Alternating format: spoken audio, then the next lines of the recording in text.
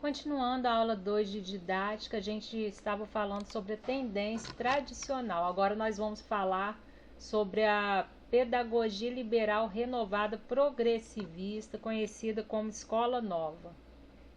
A tendência tradicional, ela começa a sofrer críticas devido a não levar em consideração que é o indivíduo que aprende. Ela só valorizava o conteúdo. E então vem essa tendência liberal renovada progressivista, a escola nova, valorizando o aluno.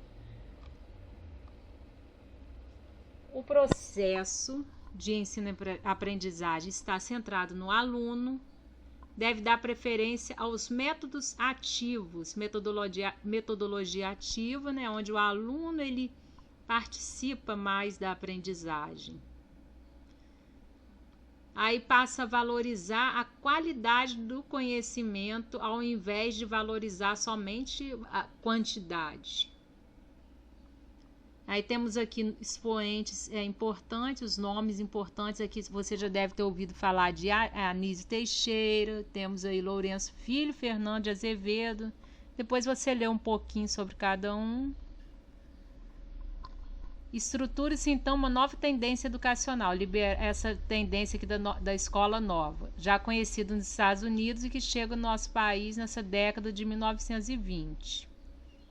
Sendo formalizada exatamente em 1932, com um manifesto dos pioneiros da escola nova. Você depois pode abrir na internet esses manifestos dos pioneiros da escola nova, você entender um pouquinho melhor. É importante frisar que essa tendência trouxe informações indiscutíveis para a prática de ensinar, como modificações no papel do professor e do aluno. O aluno que antes era passivo, né, na tendência tradicional, passa a ser um sujeito ativo.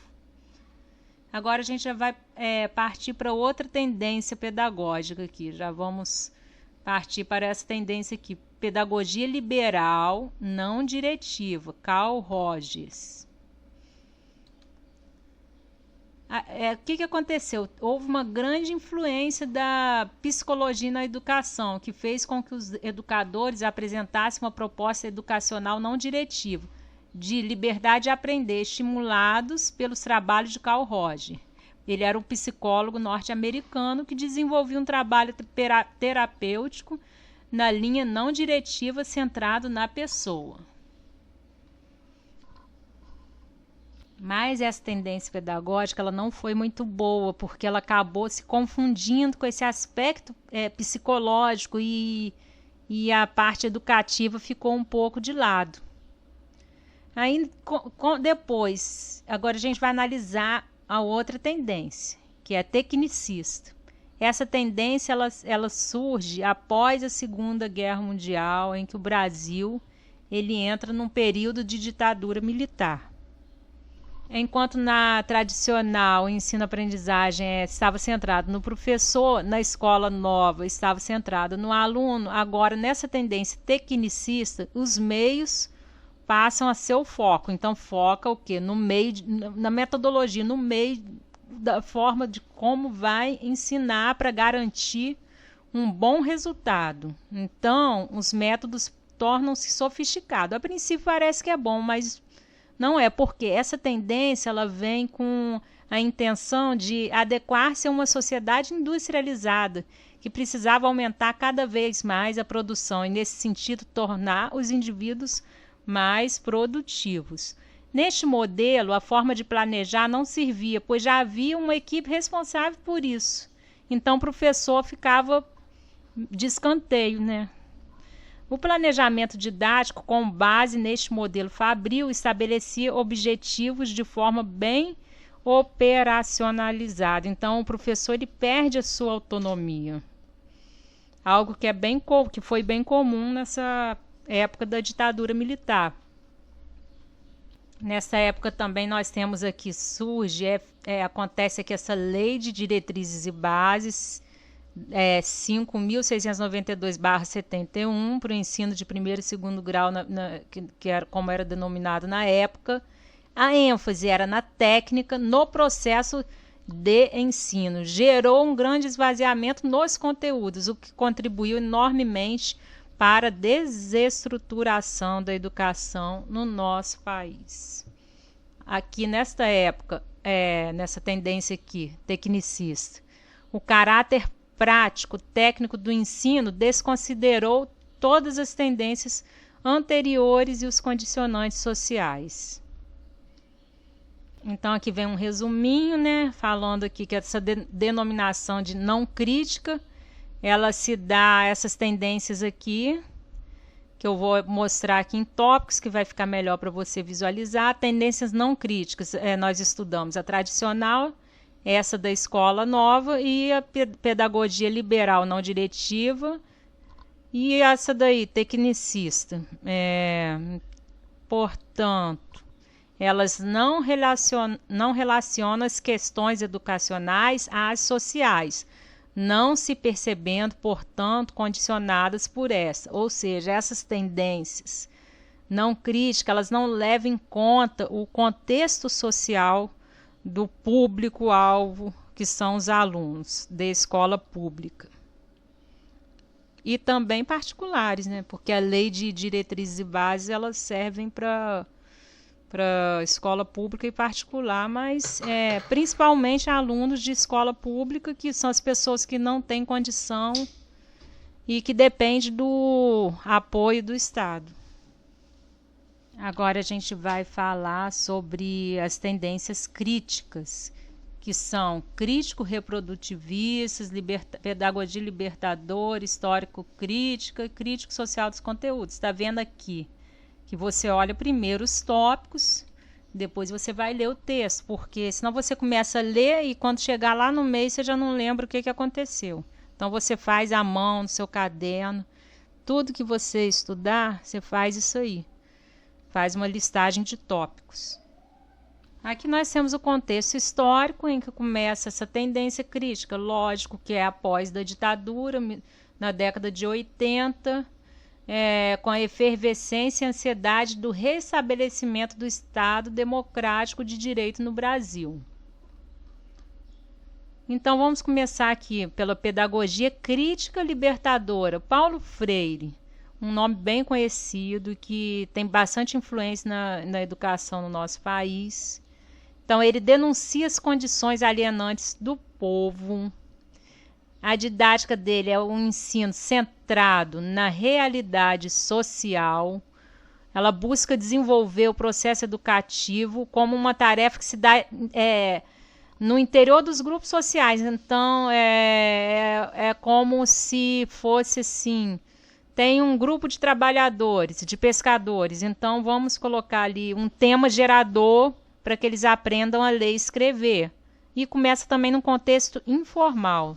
Não eram escolas formais, era um contexto informal, para ajudar aquelas pessoas que não tinham nenhuma expectativa. O professor, ele é coordenador dessas atividades, se organiza sempre em ação conjunta dele e dos alunos. Educação de classes populares.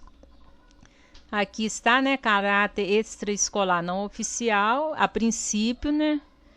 E aqui a gente vê a valorização do contexto do aluno, que é para poder gerar esses temas geradores, né? Para poder ter um tema gerador, vai ficar mais fácil para ele aprender a ler e escrever. O diálogo amoroso entre professor e aluno. O professor, ele é mediador entre o aluno e o conhecimento, e o ensino dos conteúdos são baseados na realidade do aluno.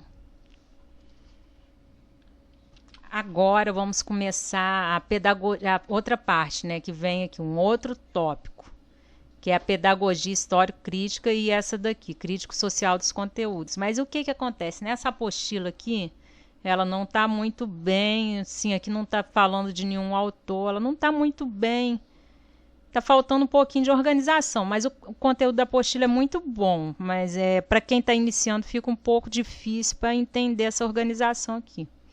Então, a pedagogia histórico-crítica, ela fundamenta-se em uma teoria crítico-pedagógica capaz de orientar a prática cotidiana dos professores, assumindo a pedagogia como ciência da educação e para a educação. Então, ela valoriza um caráter político. E a pedagogia crítico-social dos conteúdos, ela vem aí como a didática ela não estava muito valorizada, porque estava valorizando muito o caráter político, saindo de uma ditadura militar, valorizando muito esse caráter político, então perdeu-se um pouco a didática, aquela organização didática. Então vem essa pedagogia crítico-social dos conteúdos que vem voltando com essa importância da didática, e vem equilibrando a competência técnica e o ato político de ensinar.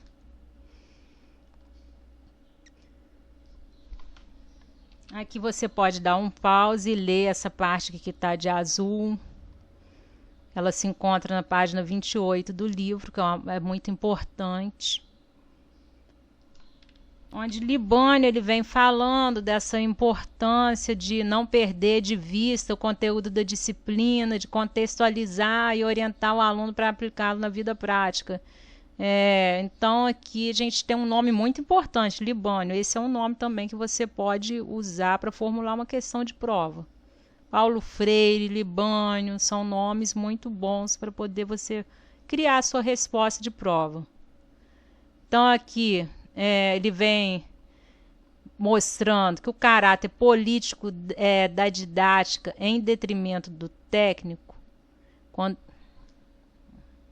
vem mostrando o quê? Que é importante os dois, tanto o caráter político quanto o técnico. Nenhum é mais importante que o outro, né? Então, por isso, essa proposta ela equilibra, como eu falei anteriormente, estou falando de novo, memoriza isso, que ela equilibra a competência técnica e o compromisso político do ato de ensinar. Aqui a gente tem um pequeno resuminho em que a gente tem aqui Paulo Freire, que a gente já estudou, que é a pedagogia libertadora. Aí fala de Freire é pedagogia libertária, Piaget e Vygotsky, que são considerados construtivistas. Só que, como eu falei, essa organização dessa apostila está um pouquinho difícil. E aqui vem falando de algo que já falou lá em cima, mas esses outros autores vão falar mais aqui para baixo, né? Para baixo da apostila, para frente. Então, Freire, ele vem... Você pode decorar autogestão, decora essa palavra. É uma pedagogia libertária, aqui não está falando, ó. Que a pedagogia libertária, ela vem falando lá embaixo, em outra parte. Então, eu já digitei aqui para saber que o Freire, palavra-chave para esse autor, autogestão e pedagogia libertária. Ele defende a autogestão e educação pelo trabalho, produção de texto livre pelos alunos, a imprensa escolar, vários trabalhinhos, biblioteca de trabalho, com o objetivo de dar condições ao indivíduo para exercer a cidadania. Então, os alunos eles passam a produzir, né? E que talvez não tenha sido muito bom, porque diante das dificuldades da escola pública, é algo muito difícil a autogestão dos alunos, né? Então, depois a gente vem aqui com construtivismo. O construtivismo, a gente tem dois grandes nomes, que é Piaget e Vygotsky. Piaget, ele se preocupação com a epistemologia, em uma perspectiva interdisciplinar e construtivista. É a mesma coisa também aqui, Vygotsky, também ele tem essa perspectiva interdisciplinar e construtivista. Os dois têm essa perspectiva, mas cada um tem suas características particulares. A teoria psicogenética é bem conhecida, desse autor Piaget, onde o conhecimento resulta de uma inter-relação do sujeito que conhece com o objeto a ser conhecido. A aprendizagem para ele depende do estágio de desenvolvimento atingido pela criança. Já Vygotsky, ele valoriza muito esse vínculo histórico-cultural, uma nova relação entre o sujeito e o objeto no processo de construção do conhecimento. Para ele, o conhecimento se dá a partir da ação ativa e interativa da criança sobre a realidade, ou seja, a interação de criança, professor, a criança com a família, o meio em que ela vive, a interação delas com a realidade, isso aí vai refletir na aprendizagem do aluno. Agora a gente vai passando, aqui a gente faz uma leitura, né, uma leitura tranquila depois, que não cai na prova, é só uma leitura para você entender. Aqui a gente tem um quadro né, que aqui você vai revisar todo, nesse quadro que vai te ajudar bastante. E agora aqui no final a gente tem um resumo que ele vai falar um pouquinho sobre cada um. Ele vem falando, é como se fosse uma recapitulação de tudo, né? Da tendência tradicional, ele vem falando sobre essa transmissão cultural, o aluno como ser passivo, um caráter dogmático dos conteúdos, professor como figura principal, exposição oral tem privilégio sobre qualquer método de ensino, avaliação é quantitativa apenas classificando o aluno. Aí vemos aqui essa nova tendência, renovada, progressivista.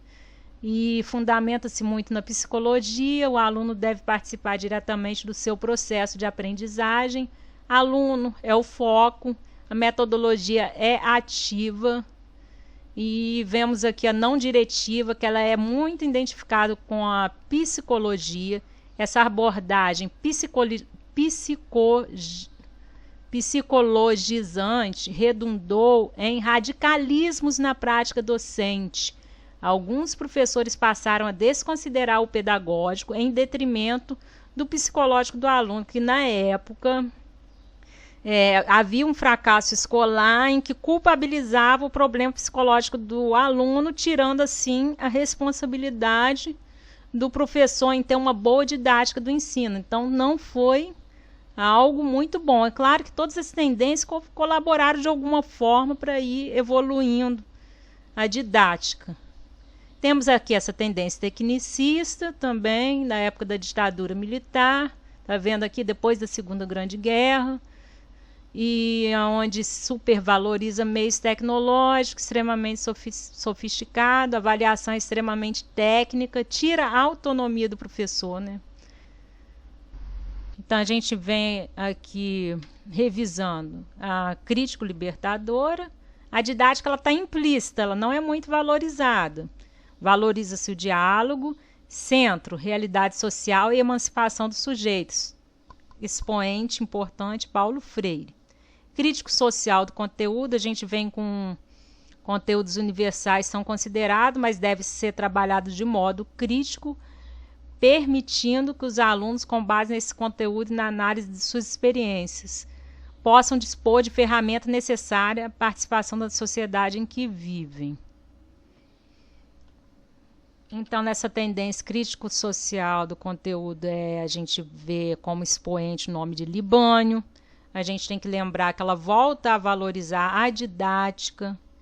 Depois a gente tem aqui as correntes interacionistas, com autores bem conhecidos que são Piaget e Vygotsky, priorizam um trabalho que possibilite ao estudante construir e interagir com o conhecimento, sendo um aluno ativo, que cria, troca experiência, compara ideias, fenômenos, fatos, conceitos, opera mentalmente. E assim eu termino essa aula 2 de didática, que é a principal aula para você estudar para a prova AP1.